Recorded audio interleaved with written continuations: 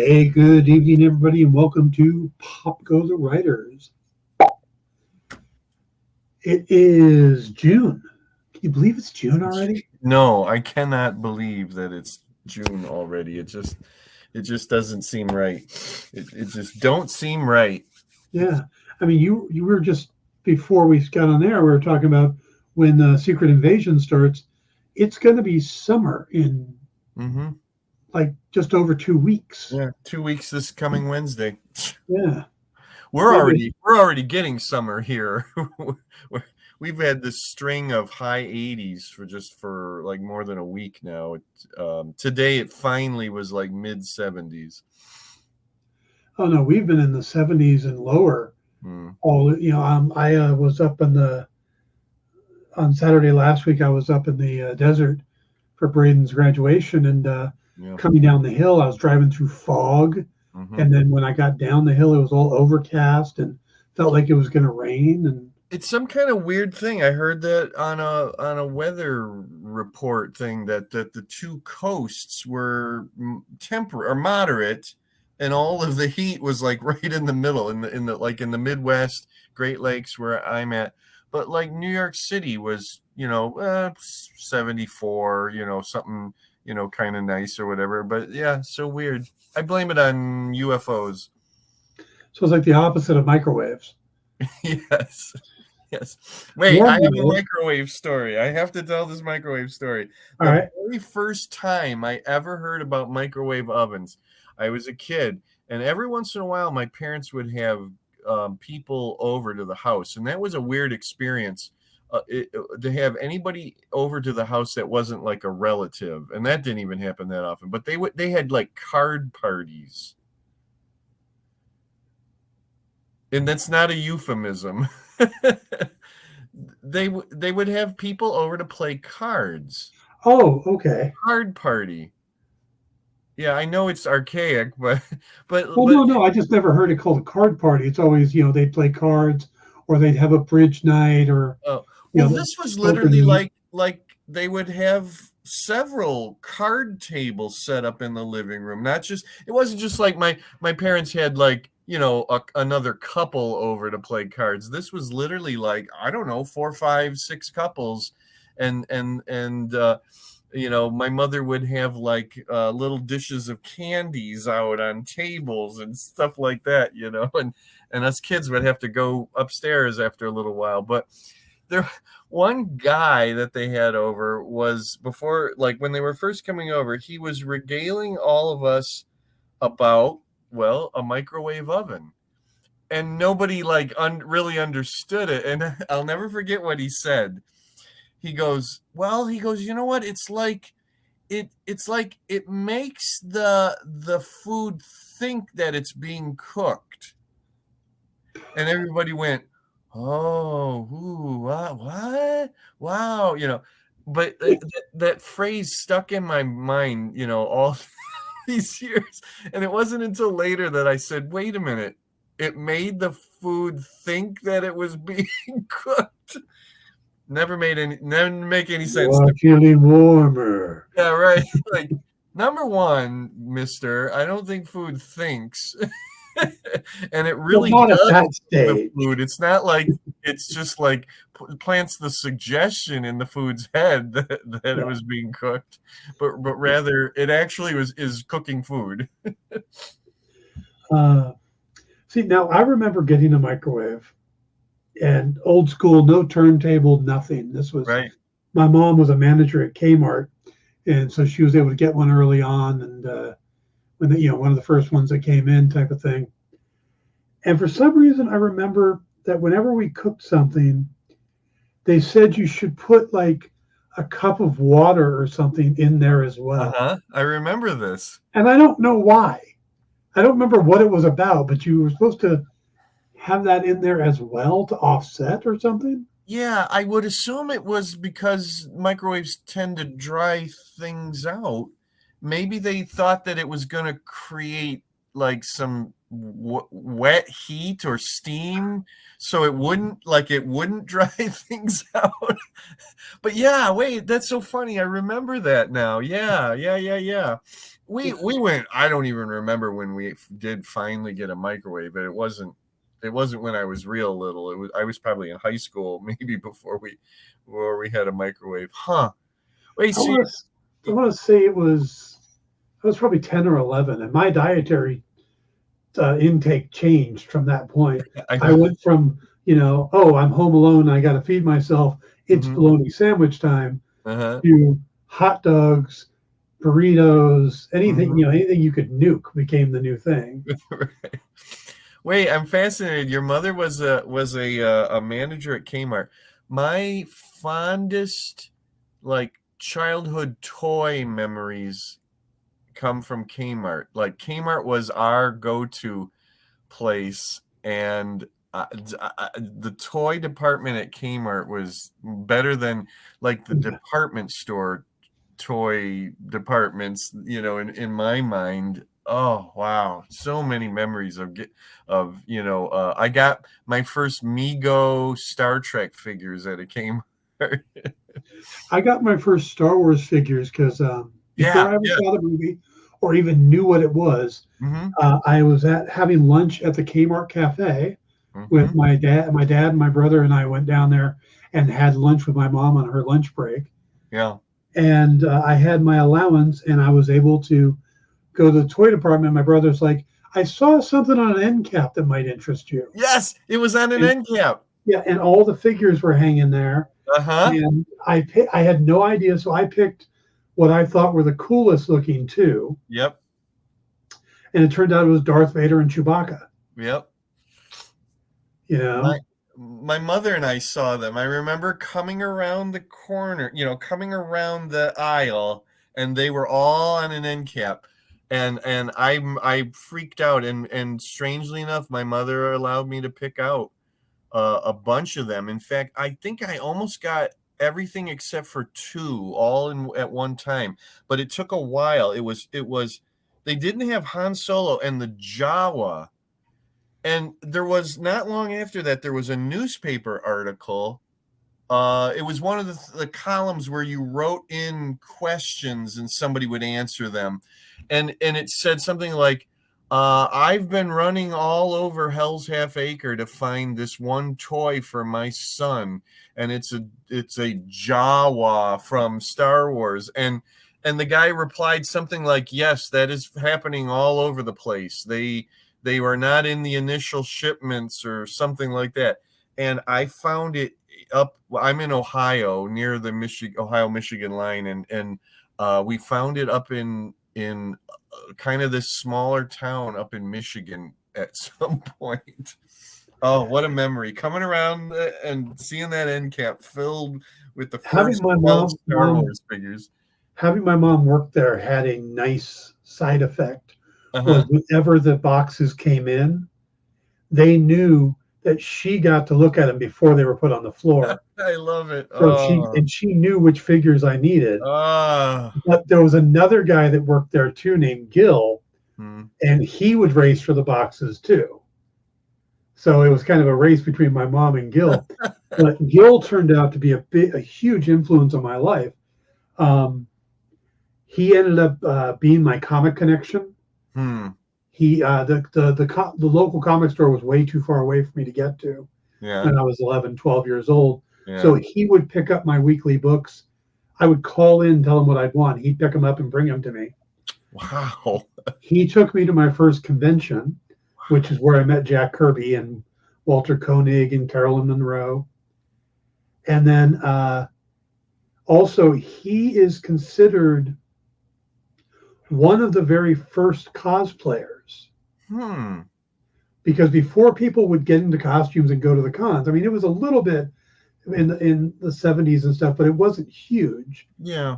But he would dress as Homer Simpson, had the mask and everything, and would go to San Diego Comic Con, and they would actually Bongo would actually let him hang out there and stuff, and he still does. He still goes to the cons now. He'll dress as he's combined Homer and one of the anime guys, and he does a version now of the grandpa from one of the series, and So, Well, how old is this guy? oh, I want to say he's in his 60s now, Oh, okay, okay. but he still cosplays. That's great. Wow, I love it. Yeah, it's always interesting to have that one of those people, in your life that is sort of the Rosetta Stone, for pop culture. Yeah. Jay That would says, be Kmart, to me. That Kmart, would be grab an like icy bug mom. grab an icy and bug mom for more toys that I just. I got a plastic Star Wars cup at Kmart back then in 77 or 78, and that it had an icy in it, but I still it was the only one. It was a part of a series of cups, and that was the only one that I ever got, and I still have it today. It's like those Burger King glasses that came out for like Return of the Jedi and stuff. I remember getting all those, and oh, we gotta go to Burger King. Well, I hated this because there was a restaurant. There was a restaurant called Burger Chef, and they were in Toledo where I grew up, but they had left Toledo altogether by 1977. But we would still get the commercials for them on television because we picked up Michigan stations. And I hated it because they had a Star Wars commercial, and you got the posters that there, like if you bought whatever, and I just was like, is there any way we can go to Michigan to a Burger Chef? Like, no. But one of my teachers in grade school gave me 2 of the posters. That's so funny. That commercial has Violet Beauregard from Willy Wonka and the Chocolate Factory. That actress, she's a little more grown up, but she's in that commercial. I mean, this was after Willy Wonka and the Chocolate Factory. She's the Burger Chef person at the counter and the characters come in, like C-3PO and R2-D2 come in, and they're talking about this or that, and then the doors spring open and Darth Vader and some stormtroopers come in, and everybody's getting their posters.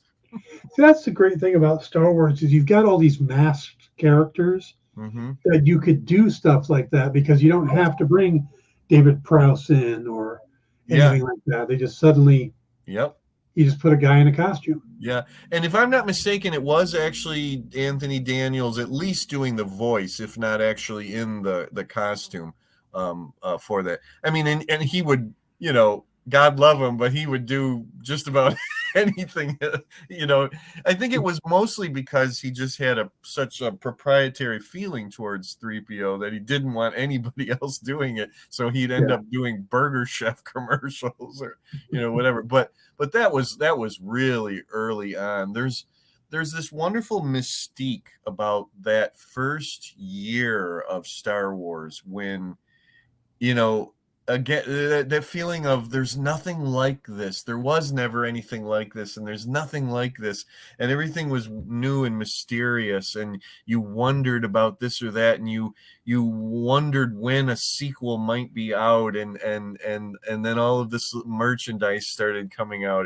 That's a magical time back then. Well, did we even know about sequels at that point? Interestingly enough, there's a book called the Star Wars Album, and it was like one of the very first licensed books, and in there's a page where, like, towards the end of the book, it says, so what's up next, and it says a sequel is being worked on right now and will be out in 1978, in next year in 1978. They expected the sequel to be out because that was back when George was planning on just doing a quickie, cheapo sequel, which is why the book Splinter of the Mind's Eye exists. He had Alan Dean Foster write a novel that could be cheaply filmed, and it didn't have it didn't have Han Solo and Chewbacca in it, like to cut down on the act, how many actors they had in it. But that was probably what it was going to be, is that he was thinking. And then when the money really was rolling in, he was like, heck, I can do it like a proper sequel. And then we had to wait 3 years. See, from the very beginning, it was we don't know if we can get Harrison Ford back. Yeah, pretty much. Pretty much. So, all right, let's shift over to. I had an interesting thing last night, but I want to set it up. If you've seen the box office numbers at all this weekend, Spider-Man Across the Spider-Verse is doing very well. Yes, I've heard. Yeah. Yeah, I think it's like 120 million globally, 250 million worldwide, or something like that. Wow. It's like the third highest animation ever. It's the top Sony animated film ever. It's doing really well. Mm-hmm. So, and I just sat down and rewatched Into the Spider-Verse the other night because I knew I wasn't going to get over to the theater this weekend. Mm-hmm. But I thought, well, I'll just watch the other one. I've got it on Blu-ray. I'll watch it, and and I remember seeing it. It was a good movie, and I was sitting here the other night just painting more miniatures, which ironically I tied to that movie because Lisa and I were going to that movie, had time to kill beforehand, went into the store next door, which was a Warhammer store. Mm-hmm. And we ended up going back there, learning how to paint, all that stuff. So I thought I'd just do that. Well, last night, I get into bed pretty late, and I'm trying to kind of shut my mind down, unwind a little bit.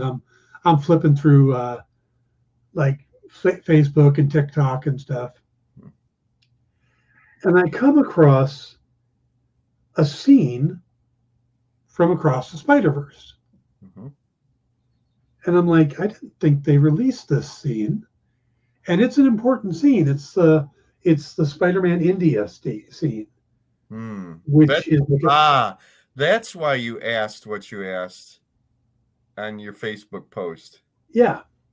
So I started watching. I figured be a couple minutes scene, I'll move on. Mm-hmm. And it's not like you see where people will like hold their camera up in the theater and get a quick clip of a trailer or something like that and then put it online. This was actual looking like released footage. Okay. But it kept going. And going and going until the end of the movie. So I'm literally sitting there, laying there in bed, holding my phone. and TikTok doesn't work this way. You got to hold it this way. Yeah. And as I'm watching Across the Spider-Verse. About how many minutes do you think it was? How long is the movie? It's like 2 hours and something? I'm not sure. Yeah. Well, from what I understand, about an hour and a half of it. And it looked like because they were showing how many people were viewing and stuff. Yeah. It was the whole movie. How does TikTok have any like rules about, or will shut things like the Chinese-based company? Oh, that's right. That's that one. So, I mean, if what is it? Sony? What studio is the movie? Sony. Okay. I mean, what if Sony asked TikTok to take it down? Well, it's not. That's the thing is it was a live feed. So once it ended, you can't go out there now and watch it. Oh, okay. I mean, I couldn't go back to the beginning of it. Yeah. I was just flipping through. I came across this live feed. Yeah. That was Across the Spider-Verse. Well, okay, you could have. So it was more like you came in at that part. I mean, it could have been live streaming the entire movie. I'm pretty sure it was live streaming the entire movie. Wow. Well, I mean, I'm assuming it's some hacker somewhere got into the movie itself somehow and decided to just throw it out there for everyone. Yeah, I mean, wow. Trust me, I was so stunned. Yeah. That I like I said, but I kept watching because I want to see the movie. Yeah. But I was like, this can't be really happening. Well, you saw 2/3 of it then, or something like that. Yeah. I mean, somebody said that takes place about 70 minutes into the film, Hmm. and it's a 2-hour film. So I saw, well, maybe half of it. Okay. I saw where I missed most of the stuff with the spot, but everything about the actual multiverse and all the Spider-Man chasing him and stuff that we see in the trailers, saw all that. Saw the surprise ending, the twist ending. I see why they call it the Empire Strikes Back of the Spider-Verse movies. I assume that means there'll be a third one, right?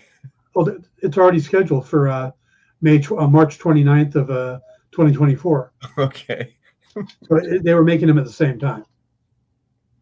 Do they have any of the Spider-Mans from like the animated shows or anything? Oh yeah. Okay. They don't have the Nicholas Hammond Spider-Man in there from the TV. They might have. Okay. They had there's a scene where, do you remember the old 60s one, the way he would swing towards the camera? Yeah. They had that guy swinging towards the camera. That's great. Yeah. They had a spider cat. They had a spider horse. I mean, just every incarnation of Spider-Man. But there was clips that involved the Andrew Garfield movies and the Tobey Maguire movies and the Tom Holland and the scene from Community where Donald Glover is wearing Miles Morales pajamas is in. They have a clip of that in there too. So they pull from everything. Did they get those different actors to do the voices? In some cases, Donald Glover did his part. Okay. I don't know. Like I said, I don't know if Nicholas Hammond was in there. I have to check. Okay. But I'm assuming it's nothing from the Tom Holland stuff. There's even There's a specific reference to it. Oh, wow. You see that in the clip where he goes off about, and don't get me about that Doctor Strange and that young punk in Earth 199999, which is what the movie designation is supposed to be. So yeah, no, all of that's supposed to be referenced in there. That's interesting that that they could arrange to do that, being that Marvel Studios, I assume, would have some say, in that. Well, yeah, they do. Marvel does. Yeah. And Marvel seems okay with it. But I mean, there was the the Spider-Man video game. That guy's popping up in there. Spider-Woman's in it. There's just a ton of. Wait, which Spider-Woman? Well, in the background stuff, you see like Julia Carpenter and stuff like that. Okay. But Jessica Drew was a major character. Okay. All right, I get you. So, yeah, I mean, and Spider-Man 2099 is a major. Well, that was going to be my next question. Wait, what about Spider-Man 2099? Yeah, he's voiced by Oscar Isaac. Oh wow! But he shows up in the post-credit scene of the first one. Okay. This one doesn't have a post-credit scene. Okay. Because it ends on a cliffhanger. Yeah. So they didn't go, well, we don't want to do a cliffhanger and then have more. And so then right. I understand. Yep. But yeah, I was absolutely stunned to just find this movie in the middle of the night. I wonder if, like, when it was going on, if somebody who knows, tech stuff could have copied it at that moment, while it was happening, and then kept it or something. I mean, I don't know how that works. How weird. Yeah, I mean, because the live streams aren't supposed to work that way. You're not, So yeah, I don't know how they did it. And they were doing it just for views and stuff. And there was a little counter on the top talking about how many people, and they were trying to get subscribers. And I'm like, well, I'm not subscribing, but how long is this going to go on? Because I, of course, wanted to see how long it went on for research. That's why I stayed on. I see. Absolutely. Right. Yes, of course. Yep. Yeah. I will spend my money on the movie. I have my my Blu-ray copy of the first one. So Okay.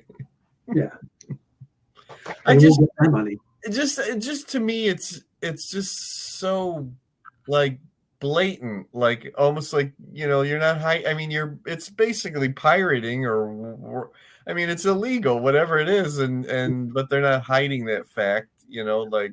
Well, I mean, that's the thing that blew my mind is that it wasn't like a screener copy with a watermark on it, Mhm. and it wasn't like it was, somebody sitting in the theater while the movie was going on holding Sure, their phone. sure.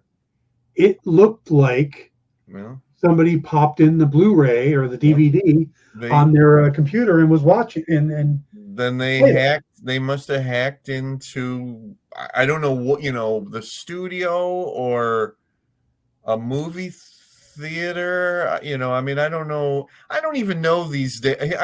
I'm so behind the times. I still think that movie theaters get reels, like film reels in, and I know that I don't know how they get movies anymore. I think they're They're digital now. I don't digital. know what medium they're on, but it's Yeah, all digital now. right.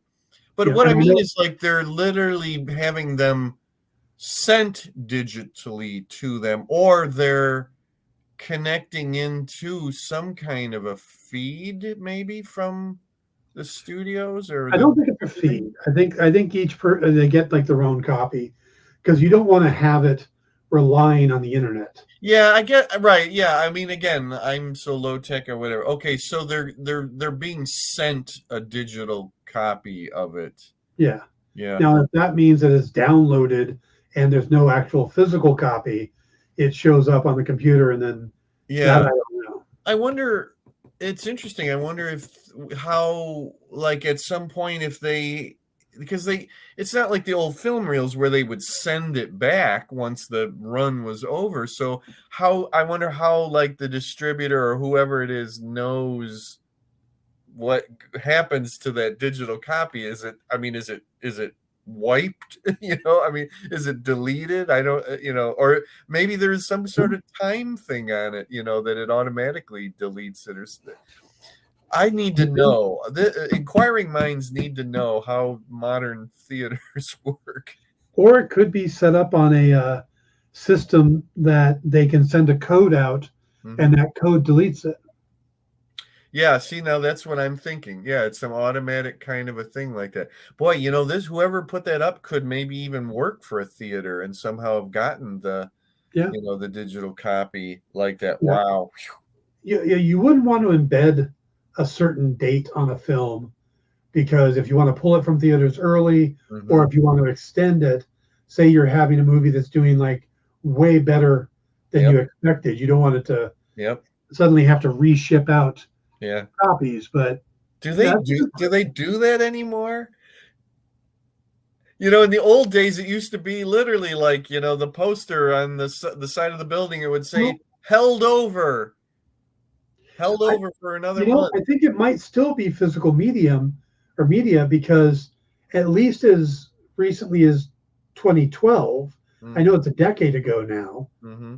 but you and I read the same book about the Marvel book, Yeah. and they talked about how they filmed the shawarma scene and had Right. it put on to the movies, but they could only do the movies in the US because they couldn't get it Right. attached to the ones overseas. And if it That's was right. so Yep. it has at least as of a decade ago, it still had to be physical media. Yeah. Yeah. Huh. Boy, here, going right back to Star Wars. Star Wars was in Toledo for, I think it was at least a year in the theaters, if not like a little bit more than that. I mean, that would just be unheard of today, Oh that yeah, to have one movie, sit in a theater that long. But this was actually, Star Wars. not as unheard of as you think. The most recent one I can think of, maybe not a year, but The Greatest Showman.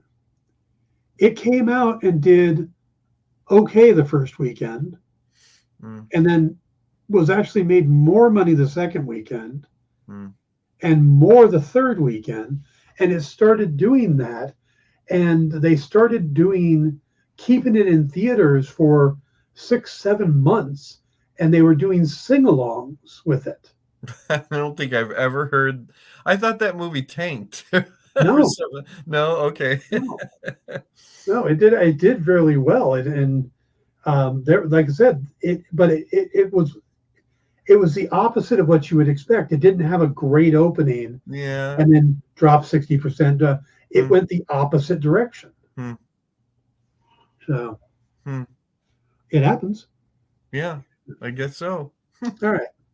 Let's go ahead and shift conversations here to something else I learned this week. Did you know that back when Tim Burton was putting together the Batman movie, Hmm. before he went after Michael Keaton, Hmm. he had another comedic actor in mind? This is starting to sound familiar. Tom Hanks.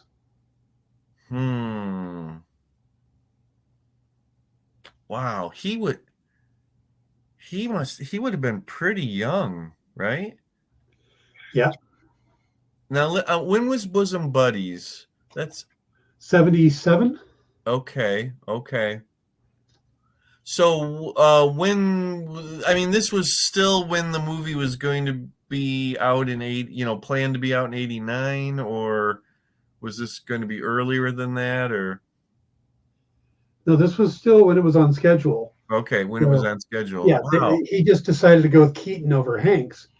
And the reason it came up is I saw him on a talk show, and somebody brought that up, and he's like, he says, I'm glad they went with Michael because Michael could do the voice and have the gravitas. He said, I'd be going, I'm Batman, huh? Yeah, I mean, I can imagine what the meltdown would have been like if they had done that. It was bad enough with Michael Keaton. Everybody freaked out about Michael Keaton, but Hanks he had Big and he had these other things, but I think he was a little more. I don't know if that was before Philadelphia, but I think he had some serious acting chops. Yeah. Both he and Keaton had the same hair back then. They did. Yeah. But what's interesting is that he was also considered for the role again when Keaton left before they went with Val Kilmer. And then just to throw this completely out of whack, I guess he was being considered by Zack Snyder for the role of Lex Luthor in Batman v Superman. I mean, maybe Batman, no, but Luthor, sure. I mean, almost anybody could play Luthor. Yeah, I can't see him as Batman, but a bald Tom Hanks, where he's up and friendly with everybody, and he's just everybody loves Lex Luthor, and then suddenly flips a switch. That would be amazing. Yeah. Do we know? Did he do a screen test with Burton? That I don't know. Okay, that would be amazing to know that. Yeah, Andrew says, don't forget Hank's dramatic turn in the TV movie Mazes and Monsters. Yes. Good point. Yeah. I went out and bought that book when I found out that book existed before the TV movie. I bought that book because that was when I was into D&D, and I had to. It was a novel about D&D. It was a pretty stupid novel about D&D. What were they thinking in the 70s when it came to TV movies? We're going to do one about Dungeons and Dragons and kids being sucked into demonic stuff. Okay. We're going to do a movie about the rock band Kiss taking over an amusement park. Okay. You say that as if there's something wrong with that. Kiss Meets the Phantom of the Park was the greatest, man. Oh yeah, I remember I was in like first or second grade when that came out, and loved it. But then I loved Kiss at age 7. I wasn't a big Kiss fan, but I mean, I watched it. I mean, it was on, right? You watch stuff like that, and I remember being very bewildered by the whole thing, and not terribly pleased with the chroma key special effects, and why that one band member kept like squawking like a bird. He kept every once in a while he'd go like I like. Was that a Kiss thing? I didn't get it. That had to be Ace Frehley, right? You tell me. You're the Kiss fan. It was just like, what? Your squawk sounded like a New York accent, and that's Ace Frehley. Okay. Okay. I think that's probably what it was, but it was just it didn't make any sense. And Andrew has the answer, because in the 70s, cocaine is a hell of a drug for development. Okay, yes. Yeah, basically anything that was a TV movie just was not anything that you'd want in the theaters, and so that was the only place they could. So I think one of the best 70s TV movies was their attempt at Doctor Strange. I saw it. I watched it when it was on, and I have almost no memories of it other than me sitting there saying, why doesn't this look like Doctor Strange? Why is it why is it so different? No, the greatest TV movie of the 70s is the first Kolchak film, Kolchak the Night Stalker. All right, I'll give you that one. Even if it's not Kolchak, it is one of the best vampire films ever made, and definitely one of the best vampire films of the 70s.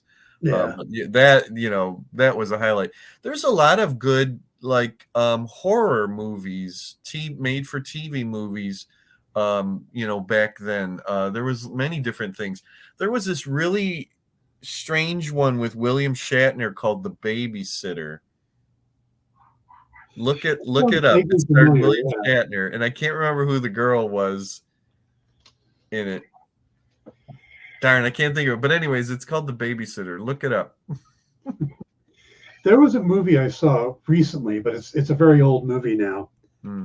And I came across it because I was looking for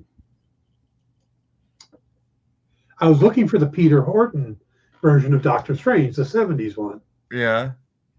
And there's another movie that was supposed to be a Doctor Strange movie.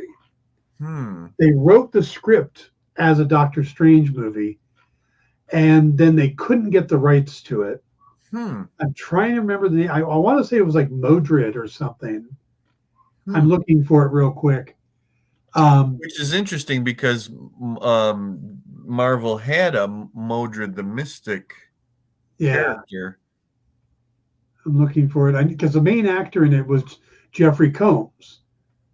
And he played the Dr. Mordred. Dr. Mordred. Boy, I don't Dr. know Mordred. I don't know that one. Now I'm interested in seeing that Doctor Strange movie after all these years. I only ever saw it that once. Yeah, Dr. Mordred had Jeffrey Combs, Brian Thompson, who anybody who watches X-Files, he was a recurring bad guy on X-Files. He's this big thug-looking guy. And I used to run into him at conventions. And the guy was usually I won't say usually. The one time I ran into him, he was stoned out of his mind. Okay. And we got into a very long discussion about barbecue wings or buffalo wings and how he really, really wanted some. Wow. But yeah, this Jeffrey Combs movie, it was directed by Albert Band and Charles Band, father and son, and it's much closer to Doctor Strange than the Peter Horton one was. All right, I'll have to look that. Did you see what Andrew just said? I was looking at the IMDb. A buddy of mine worked on Dr. Mordred and kept the cape. Oh, nice. The cape actually looks pretty close. Let me see if I can pull this up. Let me. I wonder where I was. What year would it have been? Now I'm fascinated. Now I have to know this. Wait, I want to try to bring this up real quick. See if I can get this to work. On the 1992. Yeah. Well, okay, that's late. I was already married and everything. I thought this was like a 70s thing. Let's see if I can share this. It's an American superhero film, according to Wikipedia. Huh. Oh, I see what you mean. About like the way he looks or whatever. Okay, let me see if I can get this to work. I'm going to flip this over to here. Can you see that poster? Hang on. I was looking at Wikipedia, so no, I don't see any poster. Okay. You know what? Wait, there's a poster on Wikipedia. Ooh. Okay, don't do this. Okay, I'm going to move it over here. Now you should be able to see it. Yes. Okay, that's the one that I was just looking at. Yes. Yeah, how Doctor Strange looking is that? Yeah, exactly. He doesn't have a cape there, but yeah, still. Yeah. That's like the first Doctor Strange outfit, which was all blue, and even the cape was blue in the very beginning of the comic. I don't think there's any other pictures. Just that we got VHS copies like crazy. Wow. Or covers. Wait, somebody made a Blu-ray? I was gonna say this is a Blu-ray. Oh my sweet Jesus. Master of the yeah. Oh well. Now I'm gonna have to look into this. 1992. Yeah, there's Brian Thompson. We got a picture of Jeffrey Combs. Come on. Oh. I don't recognize any other names of people in this. Yvette Nipar as Samantha Hunt. How come all these pictures we have yet to see one of Jeffrey Combs? It's like there it is. Because it's like the Necronomicon. You will go insane if you see it. Yeah, he's a good actor. I like the things he's in, but just one good shot of him in the here he's in a robe. Oh yeah, that looks exactly like Doctor Strange. Because a gold satin robe just says I'm a mystic. Yep, got a dinosaur in it. Yeah. Huh. And I saw it free on Tubi. Okay. Which is one of the yeah. streaming channels you get, Yeah. So you can find it on there. That's what I'm going to do. I'm going to look and see if I can find it somewhere. Yeah. But yeah, I watched it. I was probably just a couple of years ago. I was like, this is surprisingly entertaining. It's not good, but What did Jay say? Damn fine. Damn fine producer work, Dan. What? Jay's picking on me because Jay is my producer, one of my producers on the Dan Wickline show. Oh, so the fact that I think I can do this. Yeah. See, because I let him do all the producing work because he needs to feel needed. Gotcha. Just because I could run the show myself doesn't matter. Right. All right. Yeah. So I learned something new. And that was supposed to be a Doctor Strange film. Yeah, it was supposed to be a Doctor Strange film, but Marvel ended up, they had the rights for a while, and then they elapsed. And Marvel wouldn't re-sign it. So they just went ahead and made it as Dr. Mordred. Can you imagine how different all of our lives would be today if that was made as a Doctor Strange film? Oh my God, yeah. We'd all be talking about that, and we'd completely forget about the other one, the previous one. Oh, Jay says it was a real compliment. Well, thank you, Jay. Just trying to figure all this out. I'm not used to compliments. I'm used to insults. Yeah, because you certainly don't get any from me. Or anybody else in my life. Okay. Yeah. No compliments for Dan. Yeah. Except from Jay. Yeah. For me, silence is golden is a completely different meaning. They didn't say anything. It was good. So it's kind of a weird episode. We're just kind of all over the place. That's okay. Yep. Chaos is sometimes good. So you were at a convention this weekend. I certainly was. I was at a Bigfoot convention. Well, technically it was a cryptid convention, but it was mostly focused on Bigfoot, and I set up as a vendor with my books. And it went really, really well. I put my like weirder monstery ghost stuff, more out front. But I had all my other, all my other more recent things too, and everybody was just really receptive and enthusiastic about it. There was a huge crowd there. It was a lot of, they had talks and movies and panels and things like that, and celebrities in the Bigfooting world, which is mostly like podcasters and things like that. But they had one of the guys from the Animal Planet, the now defunct Animal Planet show, Finding Bigfoot, which was my favorite show. Cliff Barackman was there. And did they ever find it? Huh? Did they ever They find never it? found him. Yeah, and that's why they canceled the show. Yeah, because it went on for like years and years, and the producers were just getting sick of them not finding it. So there's Do you think they went in with the idea that we're going to find Bigfoot? We know we're going to find him. We got the way. I think the hope was that they never would find it so that the show could keep going on. Because once they found it, it's either cancel the show or change the title to "We Found Bigfoot." Yeah, it's like Robert Stack one day would have to come out and go, "No, they're all solved. Thanks. No more unsolved." You're the Bugs Bunny cartoon. The two stars of the show were the hosts of a podcast called Astonishing Legends, which I only recently started listening to after the recommendation of a friend. But you couldn't get near their table if you wanted to. They had a little line going all the time and everything. So, but anyways, it was really a lot of fun. It was a very long day, but I really enjoyed it. And I was talking with somebody else about this earlier. It's like most of the attendees are probably not believers. It's just literally they think that it's fun. Mm-hmm. And like, hey, look, there's a Bigfoot show. Let's go to that. That's probably a lot of fun. And the crazy thing is that I'm in this room, room with, I don't know, 100 hang on. I have to acknowledge Jay's joke. He says, Bigfoot's like love. You find it when you're not looking for it. And it probably doesn't want to be filmed unless you asked. It was good until that last part. Did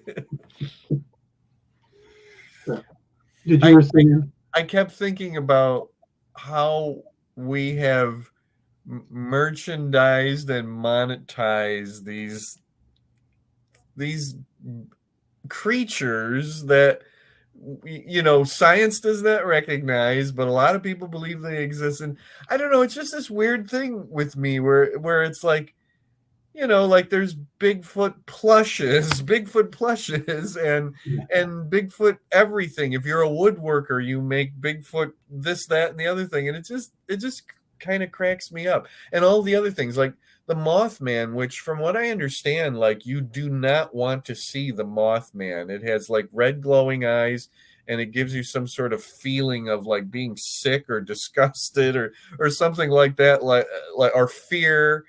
And it's like, no, there are children's toys of the Mothman. I get that same feeling from Swedish death metal. Okay. I don't believe that Swedish death metal really exists. I'm sorry, unless you can show me a film or remains like a corpse of I refuse to believe it exists. So I was thinking about cryptids though, because we've got Bigfoot, and then the Yeti. Now to me, the Yeti is just like the winter home for Bigfoot. Yeah, I mean, pretty the same creature. Pretty much, yeah. I mean, there's like Sasquatch seems to be like the top tier level of hominids, of like cryptid hominids, and then yeah, you sort of get these subcategories. Yeah, the Yeti is just like Bigfoot in white fur, and you're running around in the snow. But it's got to be like Bigfoot and Yeti here, and then you get down to about here, and you start doing stuff like the Jersey Devil, Chupacabra, Spring Heel Jack. Yes. It's like, and then down here you get stuff like Mothman. Well, strangely enough, Mothman is actually pretty high. I mean, he's not, at the same level as Bigfoot, of course, but no, he's actually a fairly prominent one. There's this newer one, and I say newer, I don't know how many years it is, but I just learned about it in the last couple of years, and I watched the video, and it's freaky beyond belief. I don't remember where it is, but it's like a security cam or whatever, and it's looking at what looks like a yard, or maybe it's a parking lot. I can't remember what it is, but there are these things that look like a white pair of pants just walking across, and literally, like, it's like half of a person. Yeah. And it's just walking across, and it freaked me out when somebody, because I saw somebody at a cryptid show I was at the summer before last. Somebody had a little plush of it, and I was like, well, I know what that is, and I know what that is, and I know what that is. Well, what the hell is that? And they're like, you don't know about the blah, blah, blah walkers or whatever it is? And I'm like, no. So they're calling it up on their phone, and they make me watch this video. And I'm like, guys, that's like freaking me out. Stop it. I wish I could remember what the name of it is, because it doesn't look like computer, like somebody, CGI'd it, like a lot of these fake ones do. They just CGI some monster and stick it into something. But Fresno Nightcrawler, yes. Oh, I can't even think about it. It freaks you out. It looks like a half of a person just walking along. I've been to Fresno. They're all half people. They're all Nightcrawlers. They just walk around like zombies. I'm in Fresno. Oh, God. The only thing I can think of is that it's a person, but somebody CGI'd out the top half of them. They're probably just wearing one of those green suits, the green. I guess. See, that's the thing is, I think we're now at a point technologically wise. Yeah. We're never going to get video evidence because no one's going to believe it. I believe, yes, I totally agree with it, unless they literally shoot one of these things or somehow drop a cage over it or whatever. And because of that, I don't think any other cryptid will ever reach or surpass Sasquatch for his prominence. I mean, he's got really large shoes to fill anyway. Yeah. But I can't believe you said that.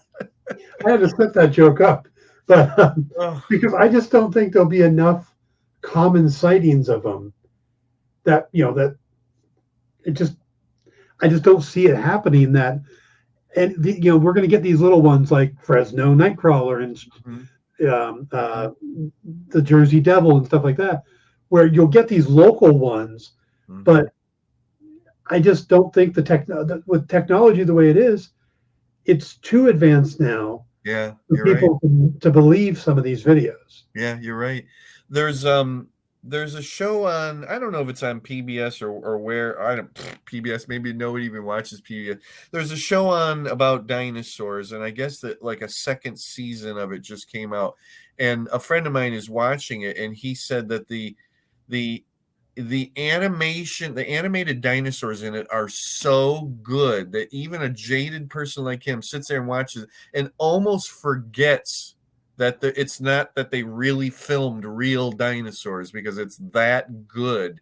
I mean, if they can do that, you're talking about Bigfoot being at like the top of the cryptid food chain. At one time it used to be the Loch Ness Monster, but I think Nessie's gotten bumped down a little bit. Forget about Nessie. You don't see Nessie very much anymore. Like she just doesn't appear. You don't hear about Nessie sightings anymore. Probably because she's embarrassed now that she's no longer at the top. That it's this damn North American hominid that's walking around doing stealing all her thunder. Well, I just think that, I mean, these fantasies are cool, or these I don't think fantasy is the right word, but these conspiracies or whatever, they're fun, but it's getting harder and harder because, do you know the author Jim Butcher does the Dresden Files? Yes, yeah, I don't know him personally, but yes. He basically had his character becomes friends with a Bigfoot in a couple of the books.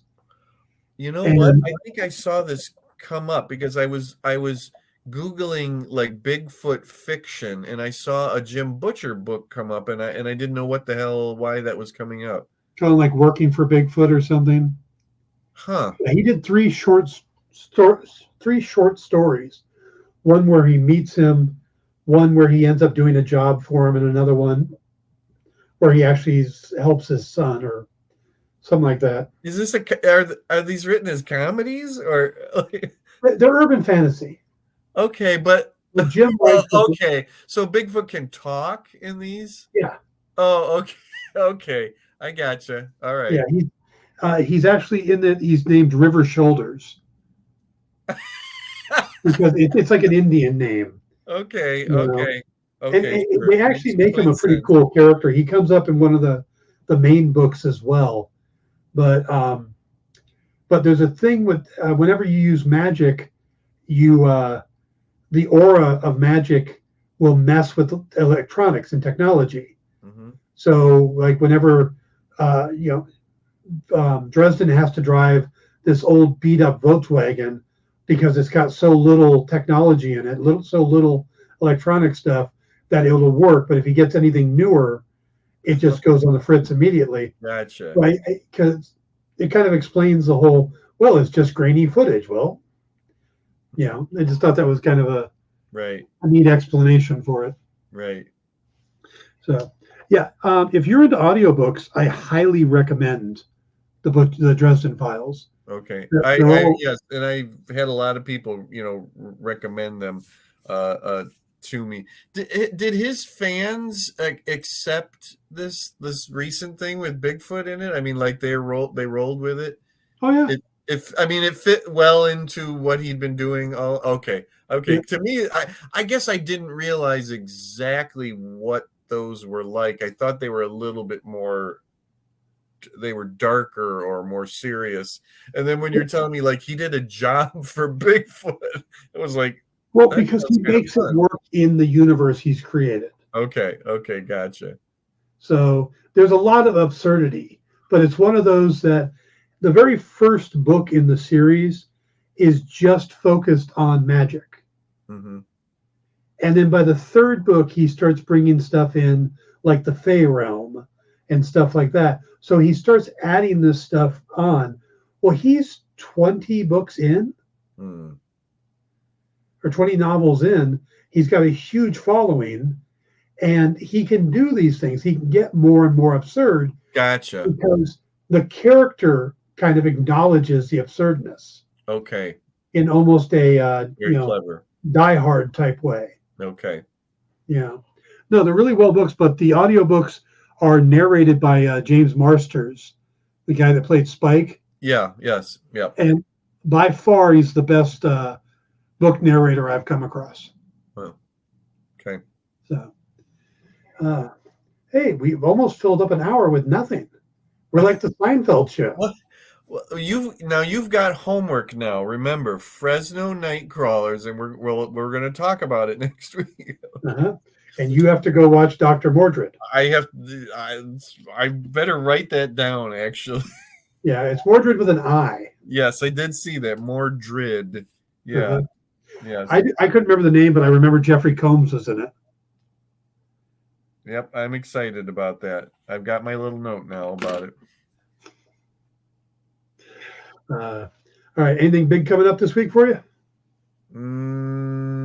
No. My life is just on hold until the 21st, and we get Secret Invasion.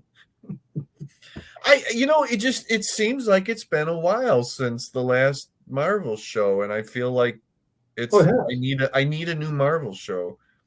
We got the 2 specials in November and October, Oh, and we got She-Hulk, and so we've gotten no new Marvel show at all this year. yeah. So yeah, it's been December, January, February, all the way through to May, and now here we are, June. So it's been over 6 months since we've had a Marvel TV show. And then we still get Loki season 2 and Echo this year. Right. Yep. Right. Loki on the 6th of October, and Echo all at once on the 29th of November. Yeah. And so, I looked it up earlier. Supposedly, we don't know how many episodes that is. They haven't said Echo? On Echo. Thought it was 6. Well, Wikipedia is saying, unknown at this time, I guess. I don't know. Yeah, but the thing is, right now I could go into Wikipedia and change that. That's what's scary about Wikipedia. Okay, well, you just you go and do that then. It's like IMDb. If people go, well, it has to be real. It's on IMDb. No. It's just like the videos of cryptids. You can't believe it with the technology today. Yeah. You never know.